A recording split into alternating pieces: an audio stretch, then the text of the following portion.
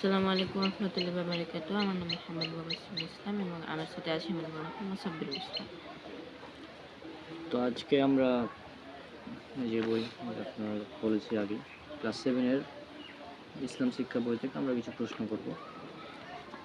তো আজকে হচ্ছে আমাদের পার্ট 4। আজকে আমরা প্রথম যে প্রশ্নটা করব সেটা হচ্ছে শিরক কাকে বলে?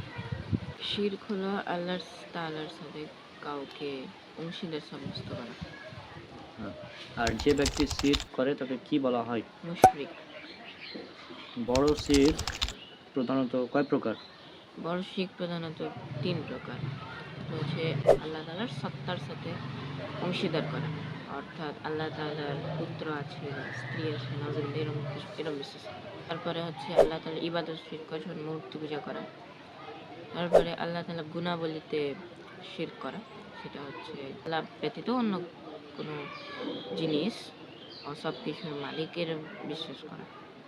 শিরক সবচেয়ে বড় কি? শিরক সবচেয়ে বড় পাপ। আর সূরা লুকমানের শিরকে কি বলা হয়েছে? সূরা লুকমান সূরা নম্বর 31 আয়াত নম্বর 13 তে বলা হয়েছে, নিশ্চয়ই শিরক চরম জুলম। আল্লাহ তাআলা কোন অপরাধ ক্ষমা করবেন না? আল্লাহ তাআলা তার সাথে শিরক করাকে ক্ষমা করবেন না। আল্লাহ সুবহানাহু ওয়া তাআলা বলেছেন, এটা আছে পবিত্র কোরআনে সূরা নিসা সূরা নম্বর 4 আয়াত 116 এবং আয়াত নম্বর 48 যে নিশ্চয় আল্লাহ তার সাথে শিরক করার অপরাধ ক্ষমা করেন না, তা ব্যতীত যে কোনো পাপ তিনি যাকে ইচ্ছা ক্ষমা করে দেন। তো এই ছিল শিরকের সংক্ষিপ্ত আলোচনা। শিরক হচ্ছে সবচেয়ে বড় জুলুম। হ্যাঁ, আর শিরক প্রধানত 2 প্রকার, একটা বড় শিরক এবং ছোট শিরক।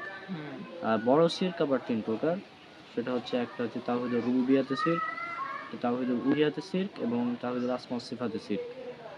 আর আরেকটা প্রশ্ন, আজকে শেষ প্রশ্ন, সেটা হচ্ছে শিরক কিসের বিপরীত?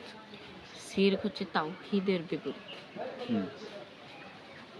অর্থাৎ তাওহীদ হচ্ছে আল্লাহ সুবহানাহু ওয়া তাআলার একত্ববাদ, কিন্তু শিরককারী মনে করে যে আল্লাহ সুবহানাহু ওয়া তাআলা ছাড়া আরও অনেক আছেন, তারা মনে করে, এই জন্য এটা হচ্ছে সবচেয়ে বড় পাপ। তো আজকে আমাদের পার্ট 4 পর্যন্ত কমপ্লিট হলো। আজকে বিদায় নিচ্ছি। আসসালামু আলাইকুম ওয়া রাহমাতুল্লাহি ওয়া বারাকাতুহু।